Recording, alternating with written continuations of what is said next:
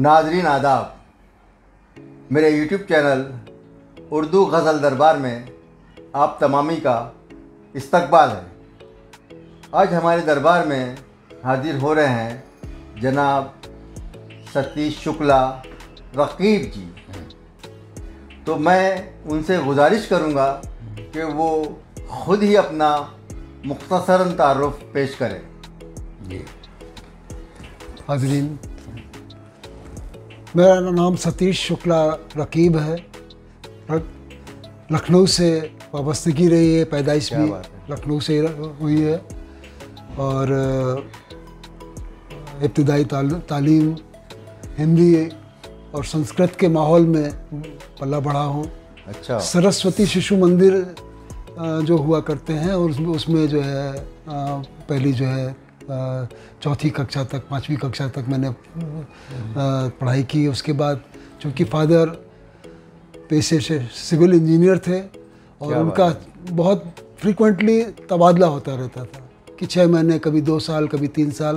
तो सारे यूपी में, और उस समय उत्तरांचल और यूपी एक ही स्टेट हुआ करता था। अच्छा। तो सारी जगह कभी 6 महीने मिनिमम रहा है, 6 महीने से 3 साल 4 साल से ज़्यादा कहीं रहा नहीं।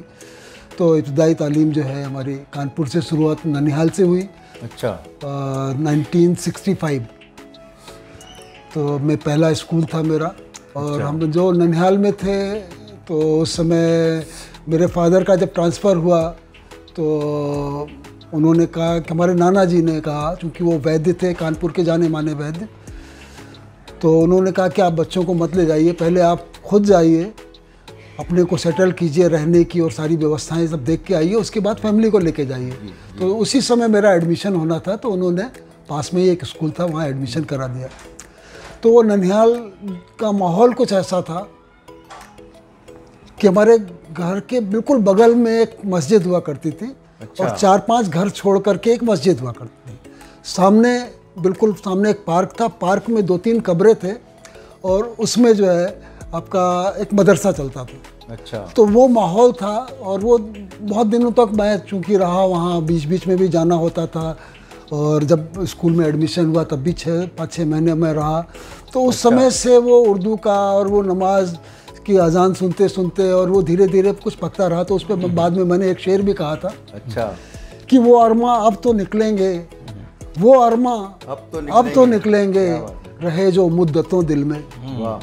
वो अरमा अब तो निकलेंगे, रहे जो मुद्दतों दिल में, खुदा के फजल से चलने लगा मेरा कलम कुछ कुछ। वाह, क्या बात है। वो अरमा अब तो निकलेंगे, रहे जो मुद्दतों दिल में, खुदा के फजल से चलने लगा मेरा कलम कुछ कुछ। और इसी गज़ल का एक और शेर कि मेरे एहसास पर भी छा गई वहदानियत देखो। वाह, मेरे क्या बात है, क्या बात है। कि मेरे एहसास पर भी छा गई वहदानियत देखो, मुझे भी आ रही है अब तो खुशबुए हरम कुछ कुछ। वाह वाह, क्या बात। मुझे बहुत शुक्रिया। वाह। कि मेरे एहसास पर भी छा गई वहदानियत देखो, मुझे भी आ रही है अब तो खुशबुए हरम कुछ कुछ। तो इस तरह का माहौल रहा और उसमें पला बढ़ा और धीरे धीरे जो कहते हैं जो ख्याल था वो पकता गया और धीरे धीरे कुछ लोगों की सोहबत के लिए मैं बहुत शुक्रगुजार हूँ। उनमें से एक विजय अरुण साहब का तकरीबन 20 से 25 साल का हमारा साथ रहा है। गणेश बिहारी तर्ज साहब ने तारुफ कराया था पहली बार, उबैद आज़म आज़मी साहब और विजय अरुण साहब से। जी जी। और उससे पहले कृष्ण बिहारी नूर साहब ने जो है रिकमेंड किया था कि बम्बई में आप जा रहे हो, क्योंकि वो लखनऊ से है, मैं भी लखनऊ से, तो उन्होंने गणेश बिहारी तर्ज साहब का नाम लिया था। तो उनके हवाले से हम धीरे धीरे तर्ज साहब ने बहुत लोगों से और उबैद आज़मी साहब ने बहुत लोगों से मेरा तारुफ कराया। और धीरे धीरे मुंबई में मुशायरे पर और क्या कहते हैं नशिस्त का ज़्यादा मैं शौकीन रहा हूँ। मुझे मुशायरों से ज़्यादा दिलचस्पी नहीं रही है। नशिस्त में ज़्यादा सुनने को, ज़्यादा अच्छा सुनने को मिलता। तो ये मेरा एक शौक़ रहा है कि जो अपने असातिज़ा हैं, जो अपने से बड़े हैं, जिन्होंने काफ़ी काम किया है, उनके साथ उठना बैठना, तो सोहबत का ही असर है मेरे उसमें। और इसीलिए मेरा पहला मजमुआ भी था, उसका टाइटल भी यही था कि सोहबतें फ़कीरों की। वाह क्या बात। तो बहुत सारे लोग हैं, तड़क भड़क बहुत तड़क भड़क और वो मुझे पसंद नहीं है, और ना मैं ऐसी महफिलों में जाता हूँ। मुझे अच्छे लोगों के साथ, 4 लोग हों लेकिन अच्छे लोगों के साथ उठना बैठना और उनकी सोहबत में रहना पसंद है। बहुत अच्छी बात है। तो इस तरह से धीरे धीरे, चूँकि मेरे फादर वो एक अच्छे सिविल इंजीनियर थे, रुड़की जो आईआईटी के कैटेगरी में आ गया है, वहाँ से सिविल इंजीनियर थे, और 38 इयर्स तक उन्होंने गवर्नमेंट डिपार्टमेंट में एज ए गजेटेड ऑफिसर सेवा किया है। He was dead honest, he was dead honest. और उन्होंने 5 प्राइम मिनिस्टर्स को होस्ट किया है, क्योंकि उनको सर्किट हाउस दिया जाता था, बीइंग ए ऑनेस्ट पर्सन, कि वहाँ कोई गड़बड़ी नहीं होनी चाहिए, कमीशन खोरी वहाँ नहीं होती है। तो जाहिर है आपके वालिद साहब भी उर्दू लिखना पढ़ना जी जानते जी होंगे। जी बिल्कुल बिल्कुल बिल्कुल। वो उन्होंने वो पीढ़ी ऐसी जी, वो बचपन में मेरे यहाँ आपको बताऊं कि रामचरितमानस का अखंड पाठ हुआ करता था हर साल एक, और उसमें हम लोग रात को, घर वाले लोग रात को 2 बजे 1 बजे के बाद से सुबह 4 बजे तक हम ही लोग रहते थे। तो वो तरन्नुम में कंटिन्यूअस चलता है 24 घंटे तक। अच्छा। और वो पढ़ते पढ़ते, और वो दुर्गा सप्तशती और मतलब शिव और देवी भक्त थे। नवरात्र के उनके उपास होते थे। कृष्ण जन्माष्टमी हमारे यहाँ 40 साल तक झांकी सजती थी। अच्छा। कृष्णा की, शायद उसी का वो असर है कि आज भी मैं इस्कॉन में हूँ रिटायरमेंट के मैं बाद। वही पूछना कि अब आप क्या कर रहे हो, जरा हमारे नाज़रीन को बताइए कि आप कि मैं इस्कॉन से ऑफिस, एक मंदिर है, हाँ, इस्कॉन जो है इंटरनेशनल क्या कहते हैं एमएनसी कह सकते हैं, मल्टीनेशनल स्पिरिचुअल एमएनसी, मल्टीनेशनल जो है 76 कंट्रीज में, हाँ 76 कंट्रीज में जो है, और इंडिया में भी 80 से ज़्यादा 90 के आसपास टेम्पल है। तो वहाँ पर हूँ, और वैसे ऑफिशियली मेरा रिटायरमेंट हो चुका हूँ, मैं सुबह हो चुका हूँ, लेकिन फिर भी मैं वहाँ से जुड़ा हुआ हूँ, और वो लोग भी मुझे अपने साथ रखे हुए हैं, छोड़ने को तैयार नहीं है। छोड़ने को वो नहीं है। तो ये है कि आप की जो शायरी है उसमें वाकई ये कुछ वहदानियत वगैरह जो है असरअंदाज जरूर मतलब के है, ऐसा मैंने आपका जो मजमुआ वगैरह पढ़ता रहता हूँ, आपका कलाम भी देखता रहता हूँ, और बड़ी कह लीजिए ईमानदारी से आप जो है बातें कह देते हैं। कोशिश करता हूँ। वो विरासत में मिले, उनके कोशिश करता हूँ, वालिद से उनको विरासत में मिली है। तो ये तो हुई बात कि आप उर्दू की तरफ कैसे राग़िब हुए। सतीश शुक्ला होते हुए, सतीश शुक्ला होते हुए जी। लेकिन और ये है कि उस दौर, क्योंकि आपकी स्कूली तालीम तो जाहिर है उस वक्त नहीं मतलब उर्दू में शुरू हुई होगी, जैसे हम लोग खुशकिस्मत थे उस पीढ़ी में। जी जी। तो लेकिन आपका ये जो तखल्लुस है रकीब जी, तो ये कुछ लोगों को बड़ा पसो पेश में डालता है। ज़रूर मैं इसके बारे में खुलासा करूँगा कि 1977 में मैंने एक किताब पढ़ा था, और उससे मैं इतना मुतासिर हुआ, इतना ज़्यादा कि मैंने कहा नहीं, मतलब हिंदी के छंद, चौपाई, दोहे सब कुछ पढ़े थे, क्योंकि रामचरितमानस और संस्कृत का माहौल था। उसके बाद वो कथा भी मुझे याद है, और शायर का नाम याद नहीं है कि देखिए अभी वो भूल जाता हूँ बीच में। काफिर जो हुआ मैं तो फ़कत उनके इश्क में, काफिर जो हुआ मैं तो फ़कत उनके इश्क में, मिनटों में क्या से क्या मेरा ईमान हो गया। काफिर जो हुआ मैं तो फ़कत उनके इश्क में, मिनटों में क्या से क्या मेरा ईमान हो गया।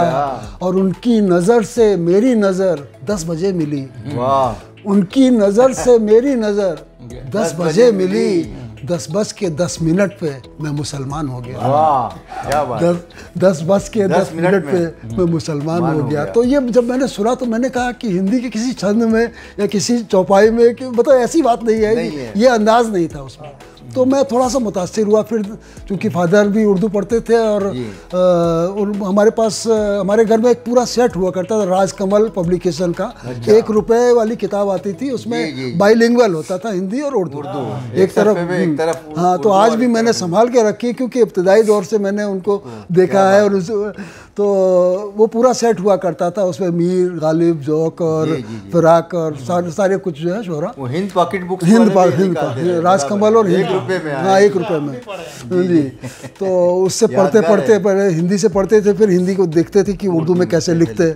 तो वो पढ़ते पढ़ते और फिर ज़बान, चूँकि मदरसे के सामने रहता था, पहले मैं मदरसे में कुछ दिन गया भी। अच्छा। तो लेकिन चूँकि घर वालों का ऑब्जेक्शन, हमारे नाना जी है पंडित चंद्रिका प्रसाद दीक्षित वैद्य, उनको जाना वो नहीं था। और कुछ वाक़या ऐसा हुआ कि एक बार कुछ मैंने गलती की होगी, तो उन्होंने कहा कि वो एक बेशरम की लकड़ी होती है, वो झाड़ होता है। तो उनकी यही है, वो वहाँ पर जो मौलवी साहब थे उनकी वही थी कि जो कुछ गलती करे तो उससे कहते जाओ उधर से तोड़ के ले आओ और उसी से मारते थे वो। तो मुझसे भी गलती हुई है, जाहिर है कि भाई मुझे तो इल्म था नहीं जी। तो कहने लगे तोड़ के ले आओ, तो मैं गया तोड़ने, वही गेट से बाहर चला गया। उसके बाद गया नहीं कभी उसके बाद कभी गया नहीं वहाँ। तो इस तरह से उर्दू से धीरे धीरे हुआ। फिर जामिया मिलिया इस्लामिया से करेस्पॉन्डेंस कोर्स हुआ था 82 में। क्या बात। तो वो मैंने कोर्स ज्वाइन किया, उसमें करेस्पॉन्डेंस से वो लोग हमको असाइनमेंट देते थे और वो हम करके उनको भेजते थे। इस तरह से धीरे धीरे करके मैं उर्दू सीखी। हाँ, उर्दू सीखी। और बाद में कुछ सिलसिला ऐसा रहा, बीच में गैप हो गया, कुछ कारोबार, कुछ बिजनेस और सर्विस के उसमें। तो बीच में ब्रेक हुआ। फिर पूना में कुछ दिन रहने का इत्तेफाक हुआ। 10 साल तक रहा, मेरे इस कोर्स में था। तो 6 महीना बॉम्बे और 6 महीना पूना रहता था। अच्छा। तो एक सफ़र के दौरान जो है काफ़ी कुछ होता था कि कुछ ख्याल आया, गुनगुनाते शेर हो जाता था। और वहाँ पर ऑफिस में पूना में, चूँकि यहाँ बॉम्बे तो बहुत भाग दौड़ होती है, महालक्ष्मी में सर्विस करता था रेस कोर्स में जी।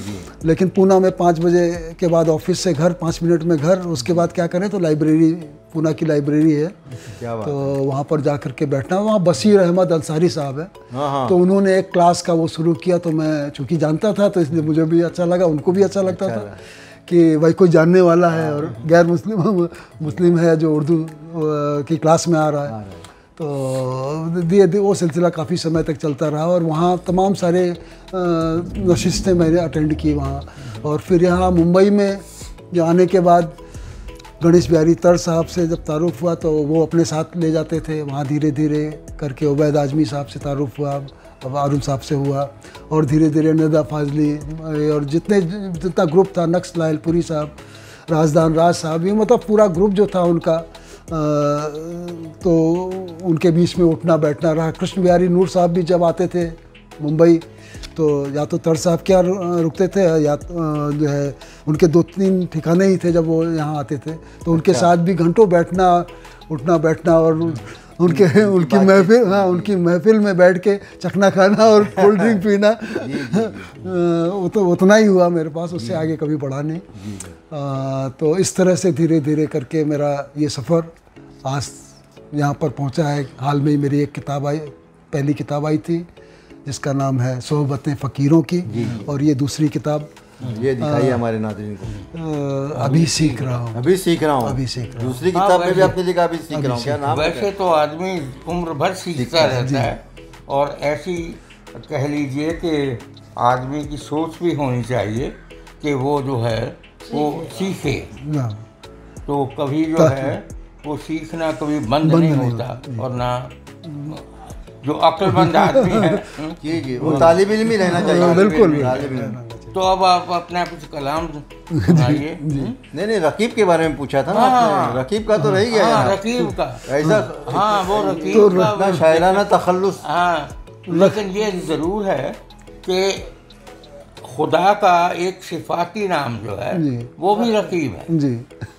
तो इसमें मुझे लगता है कि घबराने की कुछ बात नहीं है। लेकिन हाँ जरूर लोग जरूर चौंकते हैं, अभी भी चौंकते हैं। उन्होंने क्यों रखा, हम ये जानना चाहेंगे उन्होंने क्यों रखा ये नाम? नहीं, मैं जब पढ़ना शुरू किया तो तकरीबन 10 साल तक मैंने केवल पढ़ा है। उसके बाद कोशिश की, और जब मैंने पढ़ा तो ये रकीब हर जगह मैं रुकता था, पता नहीं क्यों। तो बाद में मैंने देखा, उसकी डिटेल में गया कि हर शायर ने लगभग उसने रकीब लफ्ज़ का, हाँ उस लफ्ज़ का इस्तेमाल किया। जब उसके डीप मीनिंग में गया तो रकीब बड़ा प्यारा सा करेक्टर है। किसी जिस अब ट्रायंगल में देखते हैं हम कि जो रकीब होते हुए भी वो उससे मोहब्बत होती है, इसलिए कि वो उसकी महबूबा से वो भी मिल के आया है, इसलिए कि वो और एक जाविया है, वो भी एक जाविया है। और दूसरी चीज़ है कि महबूब का महबूब है। हाँ, महबूब का महबूब है, वो देखना क्या बात है। और बड़ा सा मतलब बहुत प्यारा सा वो करेक्टर है अपने आप में, और रहनुमाई करना, माइन्यूटली किसी चीज़ को ऑब्जर्व करने वाला, ये तमाम सारे पहलू थे इससे। और एक नेगेटिव, अमूमन जो है लोग उसको एक नेगेटिव कैरेक्टर सोचते हैं, तखल्लुस नहीं रखता है कोई, ये और हबीब और ये सारे एक विलन के मानो सोचते हैं उसको, विलन है एक अलग तरह का है, अलग हट के। तो चूंकि अलग हट के तखल्लुस है, इसलिए कोशिश भी मेरी अलग हट के ही होती है। मैं अलग अलग मफहूम पे जो है कलाम कहता हूँ, एक्सपेरिमेंटल गज़ल कह सकते हैं मेरे उसको, कि मैंने तो अभी सुनेंगे ही हम। हाँ, तो उसमें लेकिन ये आपने बिल्कुल अच्छा कहा कि मतलब रकीब इसलिए कि वो एक शेर मुझे याद आ रहा है किसी का, वो हजार दुश्मन जान सही मुझे फिर भी गैर अजीज है, जिसे खाके पा तेरी छू गई वो बुरा भी हो तो बुरा नहीं। क्या बात है, फिर पढ़िए। बहुत शुक्रिया, बहुत शुक्रिया। वो हजार दुश्मन जान सही मुझे फिर भी गैर अजीज है, जिसे खाके पा तेरी छू गई वो बुरा भी हो तो बुरा नहीं। गहराई है, बहुत गहराई है। तो इसके मजाजी जी बिल्कुल बिल्कुल। तो इस तरह से धीरे धीरे अभी रकीब के नाम से बहुत सारे लोग, जहाँ मेरा रकीब लखनवी के नाम से कलाम छपता है तो लोग मुझे हिंदू समझते ही नहीं हैं। जी मुस्लिम की तरह से पैगाम ही वो है कि उर्दू जो है वो किसी एक मजहब की ज़बान नहीं है, वो सभी की ज़बान है, हिंदू मुस्लिम। तो मुझे लगता है कि अब आप ज़रा थोड़े हमें जी आपके दो मजमुए कलाम मंजर आम पे आ चुके हैं, दोनों का मुताला मैंने किया है। पहला आपका मजमुआ था सोहबत फकीर, बहुत अच्छा नाम है, बहुत अच्छा नाम है। अभी सीख रहा हूँ, तो ये दोनों मजमुए मैं पढ़ चुका हूँ। तो मैं चाहूँगा कि नाजरीन को कोई अपना कलाम आप पेश करें। जी मैं शुरुआत करता हूँ, अभी सीख रहा हूँ कि एक टाइटल गज़ल है। जी नाम ही इतना प्यारा रखा है, मैं अभी सीख रहा हूँ कि उर्दू है मेरी जान, अभी सीख रहा हूँ। क्या बात। उर्दू है मेरी जान, अभी सीख रहा हूँ, तहजीब की पहचान अभी सीख रहा हूँ। क्या बात है, क्या तहजीब की पहचान अभी सीख रहा हूँ। और शेर देखे कि हसरत है कि गेसूए गज़ल मैं भी संवारूँ। वाह। हसरत है कि गेसूए गज़ल मैं भी संवारूँ, ये बहर ये अरकान अभी सीख रहा हूँ। क्या बांधा है। ये बहर ये अरकान अभी सीख रहा हूँ। और होने की फरिश्ता नहीं ख्वाहिश मुझे हरगिज़, होने की फरिश्ता नहीं ख्वाहिश मुझे हरगिज़, बनना ही मैं इंसान अभी सीख रहा हूँ। बनना ही मैं इंसान अभी सीख रहा हूँ। और आगाज़ मोहब्बत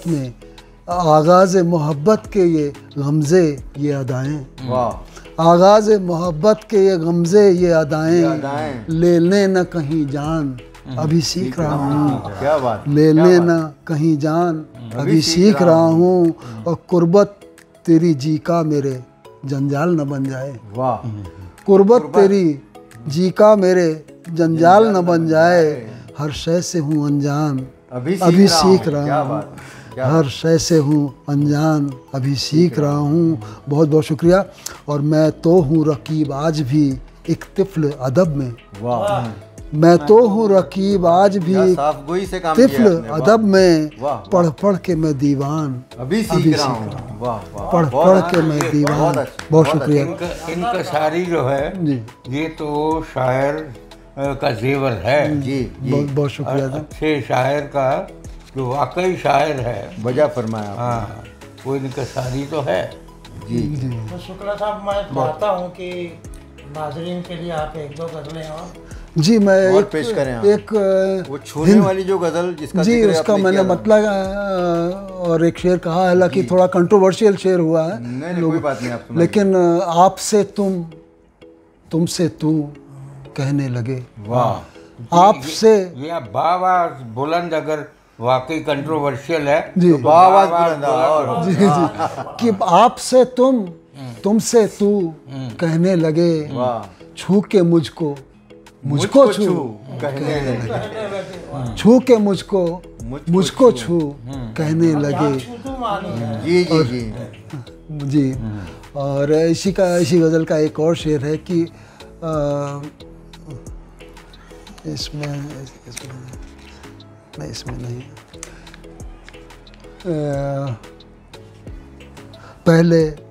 पहले अपनी जान कहते थे मुझे, पहले अपनी जान कहते थे मुझे, पहले अपनी जान कहते थे मुझे, अब वो जाने आरज़ू कहने लगे। वाह, अब वो जाने आरज़ू का जवाब आरज़ू कहने लगे। और है हमें तुमसे मोहब्बत, वो भी अब है हमें तुमसे मोहब्बत, वो भी अब हाथ उठाकर किबला रू कहने लगे। वाह, क्या बात है हमें तुमसे मोहब्बत, वो भी अब हाथ उठाकर किबला रू कहने लगे। जी बहुत शुक्रिया। और मैं चाहूँगा कि एक हिंदी गज़ल जैसे कहते हैं कि कोशिश की है हमने, चूँकि मैं इस्कॉन से जुड़ा हुआ हूँ और कृष्णा के बारे में मैंने हालांकि पूरी एक नज़्म कही, मुसलसल गज़ल कही है, लेकिन यहाँ पर एक हिंदी की गज़ल कि लोकप्रिय साहित्य को जब हम समर्पित हो गए, वाह, लोकप्रिय साहित्य को जब हम समर्पित हो गए, काव्यमय अभिव्यक्ति से तन मन प्रफुल्लित हो गए। वाह, काव्यमय अभिव्यक्ति से तन मन प्रफुल्लित हो गए। और शेर देखें कि मोह माया तज के अर्जुन ने उठाया जब धनुष। वाह, क्या बात है। माया तज के जब अर्जुन, मोह माया तज के अर्जुन ने उठाया जब धनुष, श्लोक गीता के सभी तब सार गर्भित हो गए। वाह, क्या बात। मोह माया तज के अर्जुन ने उठाया जब धनुष, श्लोक गीता के सभी तब सार गर्भित हो गए। और पीठ पीछे की प्रशंसा ही प्रशंसा जानिए, पीठ पीछे की प्रशंसा ही प्रशंसा जानिए, सामने आलोचना से लोग विकसित हो गए। वाह, क्या बात। सामने आलोचना से लोग विकसित हो गए। और ये शेर देखे मैंने बहुत सामने मेरे वाकया गुजरा हुआ, मैंने देखा हुआ, महसूस किया हुआ है कि बांट लें संपत्ति बेटों ने कहा बापू की अब। वाह, बांट लें संपत्ति बेटों ने कहा बापू की अब, अस्थियां और पुष्प गंगा में विसर्जित हो गए। वाह, विसर्जित का जवाब नहीं। वाह वाह, कि बांट लें संपत्ति, क्या विसर्जित बांधा है आपने। बांट लें संपत्ति बेटों ने कहा बापू की अब, अस्थियां और पुष्प गंगा में विसर्जित हो गए। और गांव ही में छोड़ आए थे जिन्हें बचपन में हम, गांव ही में छोड़ आए थे जिन्हें बचपन में हम, कौन जाने हैं अभी या काल कवलित हो गए। हैं अभी कौन जाने हैं अभी या काल कवलित हो गए। और ये कोरोना के समय पे मैंने देखा था जो मंजर, उसको बांधने की कोशिश की है कि देख कैसे पाएगा, देख कैसे पाएगा उन दीन दुखियों को रकीब, देख कैसे पाएगा उन दीन दुखियों को रकीब, चक्षु सुनकर ही व्यथा जब अश्रु पूरित हो गए। क्या बात है। कि देख कैसे पाएगा उन दीन दुखियों को रकीब, चक्षु सुनकर ही व्यथा जब अश्रु पूरित हो गए। ये बहुत शुक्रिया, बहुत शुक्रिया।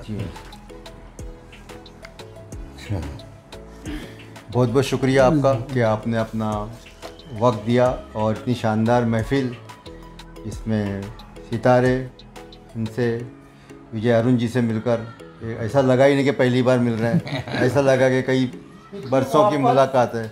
और इतनी मोहब्बत और इतना खुलूस और इतनी मेहमान नवाजी और इनका दौलत कदा, सारी चीज़ें हमारे याद रहेगा और ये महफिल हमेशा याद रहेगी। बहुत बहुत शुक्रिया।